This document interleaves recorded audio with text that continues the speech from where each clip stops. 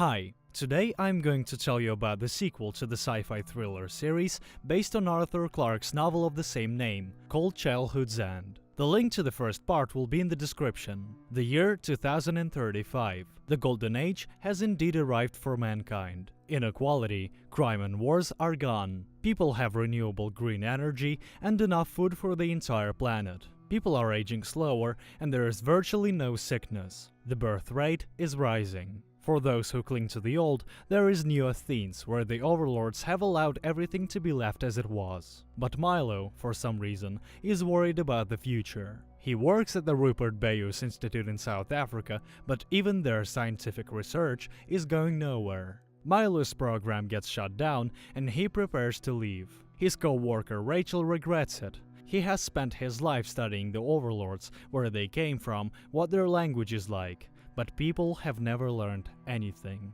Greta, who has grown up, also thinks about the devil all the time. Caroline visits Ricky and inquires about his well-being. The man has begun to get tired, and there is no way they can have a baby. But, as it turns out, the alien has appeared to announce that Earth now has a new destiny. A new room has mysteriously appeared in the center of Boise, with an Ouija board. It is a communication device. But with whom? Jake's son sleeps very restlessly at night, and his wife talks in her sleep about saving the children. The man worries about his loved ones and takes Tommy to a psychologist, Greta Jones. Boyce shows Milo a room full of animal figurines, which he captures and sends to the planet of the overlords. But one other species is missing from their collection: humans. And Boyce intends to persuade the aliens to take him with them. Tommy confesses to Greta that he travels to a dark and hot place at night. He sees fire on the ground and smoke in the air, and above it all is a huge eye. Greta tries to convince him that what is happening is unreal, but Tom suddenly grabs his head and starts screaming.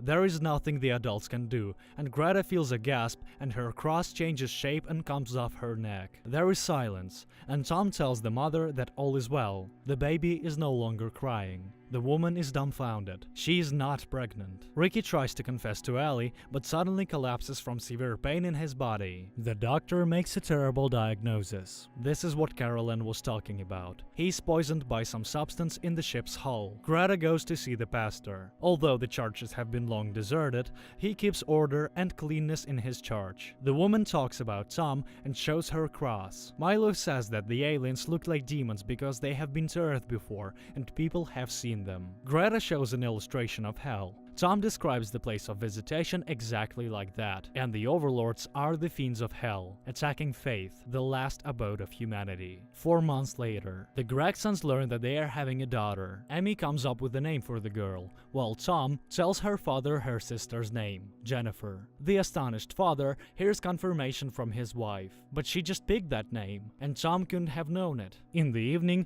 Jake suggests that his wife flies to New Athens. After all, there was a lot of good things in the past life: art, culture, and hot dogs. Dr. Boyce demands that the Gregson family be brought in. Greta sees a report about Ricky's illness and goes to his farm. Jake receives a personal invitation from Boyce to negotiate the construction of a golf course, and after persuading his wife, agrees to the trip. Greta meets Ellie. Boyce's reception begins. A large hall is packed with dressed-up people. Rachel draws attention to a symbol in the window signifying love. She had such a pendant as a child. Boyce meets the Gregson family. Jake meets Milo, and he informs them that the center is closing. Then why was the planner really invited? He tells his wife and goes to find his son. But at that moment, the Earth supervisor enters the room. Caroline reminds them the problems are gone and people have lost the need for research. But they have something to be proud of. Boyce tells them that the animals are being sent to Caroline's planet for a zoo demonstration, and he thanks all the workers. Caroline asks to bring Amy to a room with an Ouija board for a talk. Tom recognizes the room. He has been in there when he was dreaming. The alien asks Amy to put her hand on the disc. Caroline can now talk to the one inside her. Caroline is urged to accept what cannot be changed and to open up to it. A strong beam of light bursts out of the building and hits the sky. Tom refuses to go with his father and runs outside. Jake sees his son climb the high platform and jump down. Amy faints. Caroline is pleased. She has accepted and understood. And now we can move on. Jake sees Tom hovering half a meter off the ground. he comes to. It's all Jennifer. She's so strong. Milo realizes that what they saw was an alphabet. Each symbol is a letter associated with a particular constellation. He writes down the symbols and the letters, and he realizes he has found the home of the Overlords. Rachel kisses him. The alien brings Ricky the cure. Then he apologizes to Ellie, but Greta enters and accuses the alien of lying. Carolyn confesses. They are barren because of him. Ellie grabs the gun, but Ricky persuades her to put it down. The supervisor says that the day is coming when those who have children will have a harder time. He shields his friend from the pain of being a parent. Greta shoots the alien. He falls. Ricky injects him with a drug obtained for himself. Carolyn comes to his senses. Whether he lives or dies, it makes no difference. People have been fooling themselves. Back at home, Greta looks at a picture of her mother and suddenly hears her voice. Turning around, she sees a woman and walks toward her, and goes out the window. Amy gives birth to a baby girl. 4 years pass. Jennifer is playing in her room. Milo reflects on the children of a new age. They live in incomparably better conditions, eat healthy foods, and are stress-free. People are evolving, but into what? He studies children with new abilities. One day, a boy is brought to him who moves objects easily. Ricky is getting worse and worse. He is only surviving on alien medication.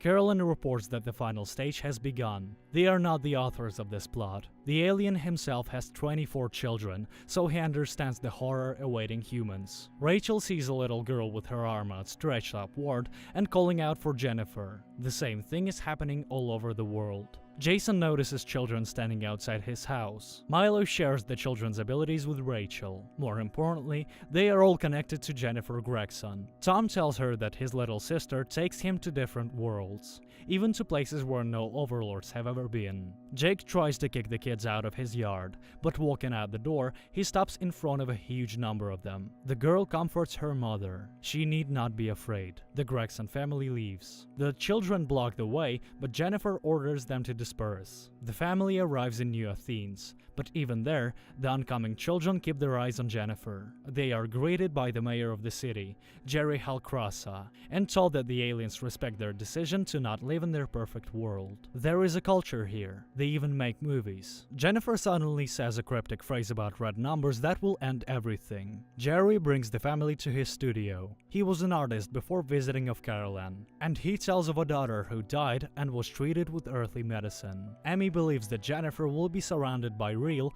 human life. But what if they are wrong? Jerry laughs. Then everyone will burn in blue flames. Ellie makes a collage of photos before the advent. She and Ricky had a pretty good life.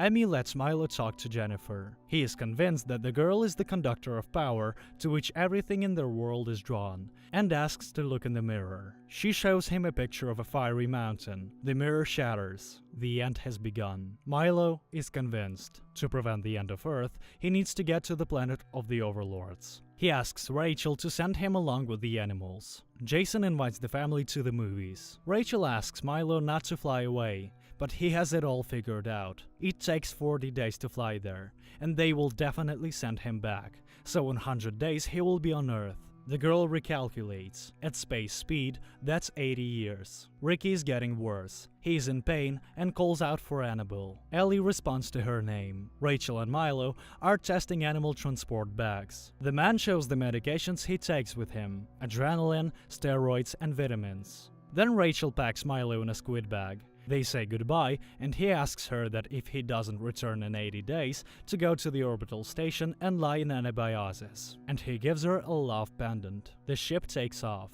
Ricky ends in a hotel room with Annabelle, but the girl disappears. He realizes that it is all just an obsession. Carolyn can bring her back and slow down time here. This is his gift to his friend. But Ricky picks up a picture of him with Ellie. This is reality, and asks him to destroy the room. At night, Ricky goes out into the yard and falls on the grass. He confesses his love to Ellie, and she lies down next to him. They look at the constellations. Then Ricky dies. The Gregson family is watching an old movie, but suddenly, Carolyn appears on the screen and proclaims that the Golden Age is coming to an end. The Great Intelligence has given them a task: to oversee the transition of humanity to a higher level of mind. No more children will be born on Earth. The adults are left to live out their century in peace, paving the way for a new species. Jennifer takes to the sky, and all the children around the world rush after her. The inconsolable parents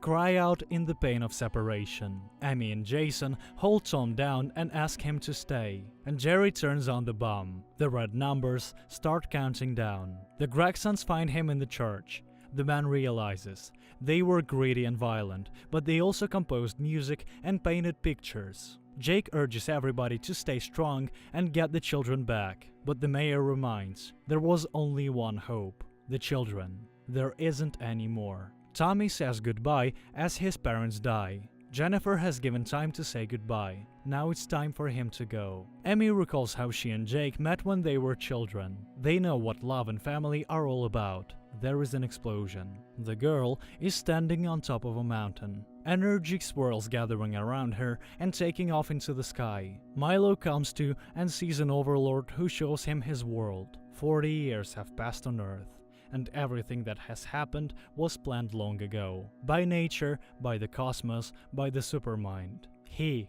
is the one who sends the supervisors who change worlds.